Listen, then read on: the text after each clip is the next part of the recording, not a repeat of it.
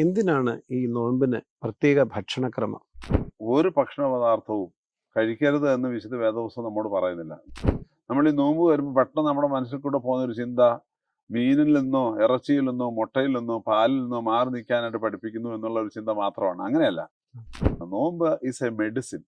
സത്യത്തിൽ ഈ നോമ്പ് ഉപവാസം എന്നൊക്കെ പറയുന്നത് നമ്മുടെ ഉള്ളിലുള്ള മനുഷ്യന് കൊടുക്കുന്ന ശക്തിയാണ്. ട്രൂ ലൈറ്റിലേക്ക് ഏവർക്കും സ്വാഗതം. തിരുമേനി, നോമ്പ് കാലമാണല്ലോ. ഈ അനേക കുട്ടികളും ചോദിക്കുന്ന ഒരു ചോദ്യം, പുതിയ തലമുറയിലുള്ള ആളുകൾ ചോദിക്കുന്ന ചോദ്യം, എന്തിനാണ് ഈ നോമ്പിന് പ്രത്യേക ഭക്ഷണക്രമം? എന്തിനാണ് ഉപവാസം?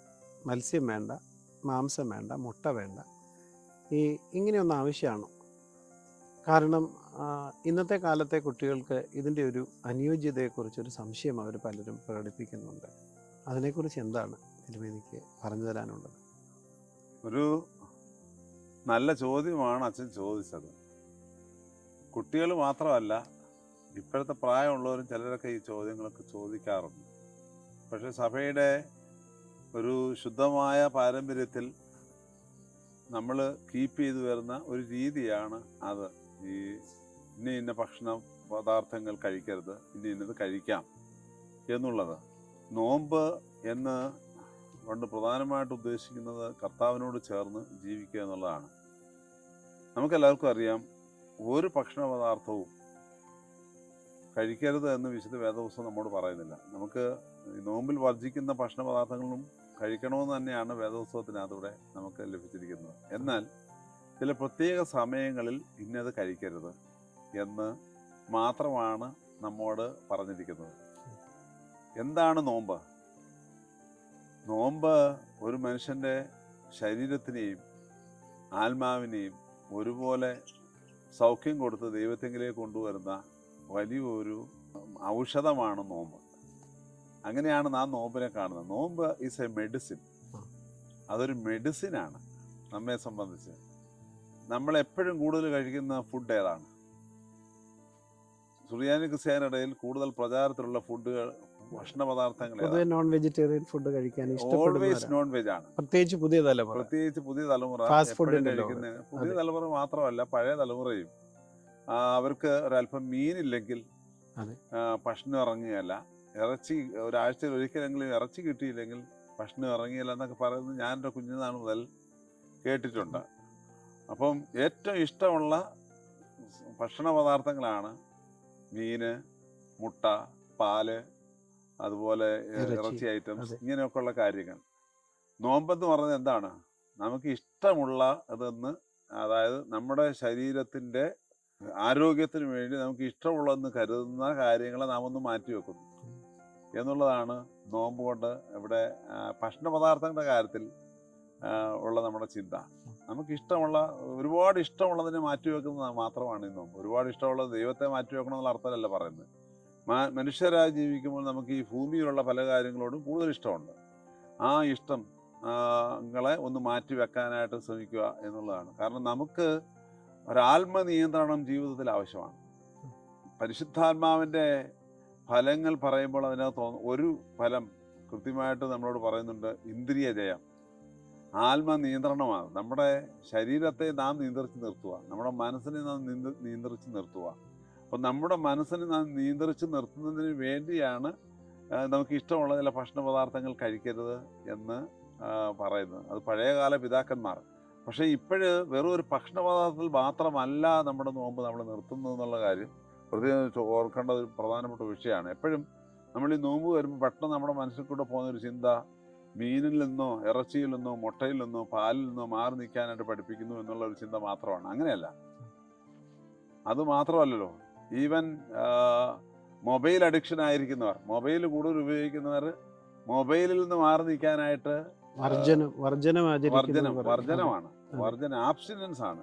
പിന്നെ ഒരുപാട് നമുക്ക് ഏതിനോടാണ് കൂടുതൽ പ്രിയം താല്പര്യമുള്ളത് അതിനോട് ഒന്ന് ആബ്സ്റ്റെയിൻ ചെയ്ത് മാറി നിൽക്കുക, വർജിച്ച് മാറി നിൽക്കുക എന്നാണ്. അതെല്ലാം കുഴപ്പമാണെന്നുള്ള അർത്ഥത്തിലല്ല അത് പറയുന്നത്. പിന്നെയോ നമ്മെ തന്നെ ഒന്ന് നിയന്ത്രിച്ച് കൊണ്ടുപോകുന്നതിന് വേണ്ടി നമ്മുടെ പിതാക്കന്മാർ നമുക്ക് നൽകിയിരിക്കുന്നതാണ്. നമുക്ക് നല്ലതുപോലെ അറിയാം, അച്ഛന് മീൻ ഇഷ്ടമാണ്, ഇറച്ചി ഇഷ്ടമാണ്. അച്ഛന് ശാരീരികമായൊരു ബുദ്ധിമുട്ടുണ്ടാകുമ്പോൾ ഇതെല്ലാം കഴിച്ചിട്ട് സ്ഥിരമായിട്ട് പോകുന്ന അച്ഛൻ വൈദ്യൻ്റെ അടുത്തേലും വൈദ്യം പറയുകയാണ്, അച്ഛാ മീൻ കഴിക്കരുത്, മുട്ട തൽക്കാലം അതിൻ്റെ വെള്ള കഴിച്ചാൽ മതി, ചുവപ്പ് കഴിക്കരുത്, പാലുൽപ്പന്നങ്ങൾ കഴിക്കരുത് എന്നൊക്കെ പറയാറുണ്ടല്ലോ. പിന്നെ നമ്മൾ ചില സമയത്ത് വെജിറ്റബിൾ സാധനങ്ങളാ ചിലതും കഴിക്കരുതെന്ന് പറയാറുണ്ട്. കപ്പ, അതിനകത്ത് കാർബോഹൈഡ്രേറ്റ് കൂടുതലാണ്, അതുകൊണ്ട് കപ്പ കഴിക്കരുത്.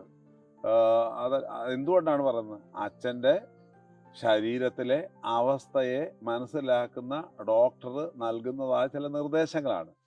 അപ്പൊ അച്ഛൻ അത് അനുസരിക്കേണ്ടതായിട്ട് വരും, പഥ്യം ആചരിക്കേണ്ടതായിട്ട് വരും എന്നുള്ളത് ഒരു യാഥാർത്ഥ്യമാണ്. ആ യാഥാർത്ഥ്യമാണ് സഭയിലും ഉള്ളത്. നമ്മൾ ഒരു വ്യക്തി എന്ന് പറയുന്നത് ശരീരാത്മദേഹികളുടെ സമഗ്രമായ ഒരു താളം നിലനിർത്തി കൊണ്ടുപോകേണ്ട ആളാണ്. ഇത് മൂന്നും കൂടെ പരസ്പരം സംയോജിച്ച് നിൽക്കുന്നതാണ്. അതുകൊണ്ട് തന്നെ ഒരു യഥാർത്ഥ വൈദ്യന്റെ അടുത്ത് ചെല്ലുന്നത് പോലെ തന്നെയാണ് ക്രിസ്തു എന്ന വൈദ്യൻ നമുക്ക് നൽകുന്ന ചില നിർദ്ദേശങ്ങൾ.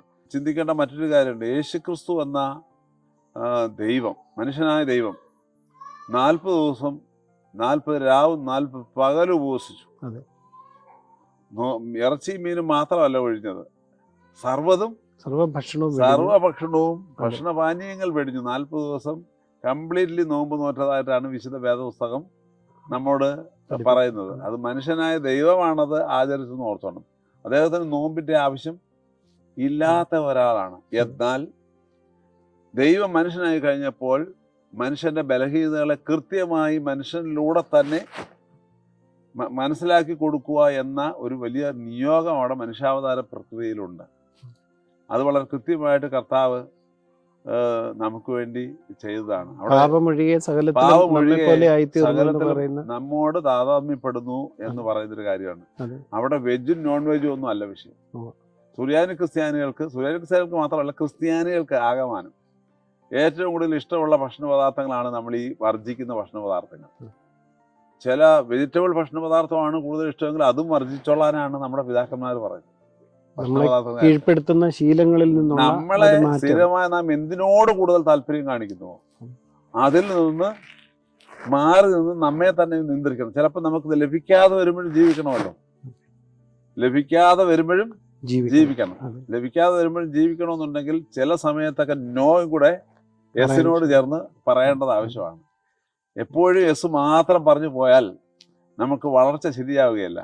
ഇടയ്ക്കിടയ്ക്ക് നോ കൃത്യമായി പറയണം. കർത്താവ് പറഞ്ഞതനുസരിച്ച് അതിന് സന്തോഷത്തോടെ സ്വീകരിക്കുകയും വേണം. അതുകൊണ്ടാണ് മത്തായി സുവിശേഷം 6-ാം അധ്യായത്തിൽ നിങ്ങൾ ഉപവസിക്കുമ്പോൾ കവടഭക്തരെ പോലെ ആകരുത്, മുഖത്തെ മ്ലാനവതരായിട്ട് ഉപവസിക്കാൻ പോകരുത്.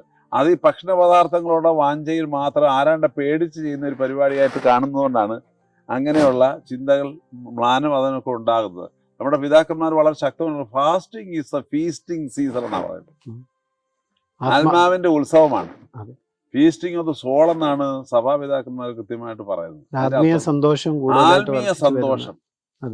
കൂടുതൽ നമുക്ക് ലഭിക്കുന്ന ഒരു അവസരമാണ്.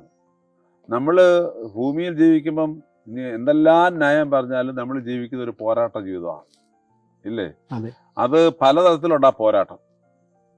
അച്ഛൻ എന്നോട് പോരാടാം, എനിക്ക് അച്ഛനോട് പോരാടാം, അച്ഛന് നമ്മൾ രണ്ടുപേരും അല്ലാത്ത വേറെ ആരെങ്കിലും പോരാടാം. അങ്ങനെ ആരോടെങ്കിലുമൊക്കെ പോരാടി ജീവിച്ച പോയെങ്കിലും ഒക്കെ ഉള്ളു ഓരോ ദിവസവും പോകുമ്പോഴും. അതേ സമയം തന്നെ അച്ഛൻ്റെ അകത്ത മനുഷ്യനോട് അച്ഛനൊരു പോരാട്ടമുണ്ട്. ഉണ്ടോ ഇല്ലയോ? ഞാൻ പറയുന്നത് ശരിയാണോ ഇല്ലയോ? തീർച്ചയായും ഉള്ളിലെ മനുഷ്യനെ അച്ഛൻ്റെ അകത്ത മനുഷ്യനോട് പോരാട്ടം. പൗലോസ്ലീഹ വളരെ കൃത്യമായിട്ട് നിന്റെ അകത്ത മനുഷ്യനെ ശക്തിപ്പെടുത്തണം എന്ന് പറയുന്നുണ്ട്. എഫേസ്യ ലേഖനം 3-ാം അധ്യായം വായിച്ചു കഴിഞ്ഞാൽ കിട്ടും. അത് അകത്ത മനുഷ്യ സ്ട്രെങ്തൻ യുവർ ഇന്നർ ബീയിങ് എന്ന് വളരെ ശക്തമായിട്ട് പറയുന്നുണ്ട്. സത്യത്തിൽ ഈ നോമ്പ് ഉപവാസം എന്നൊക്കെ പറയുന്നത് നമ്മുടെ ഉള്ളിലുള്ള മനുഷ്യന് കൊടുക്കുന്ന ശക്തിയാണ്.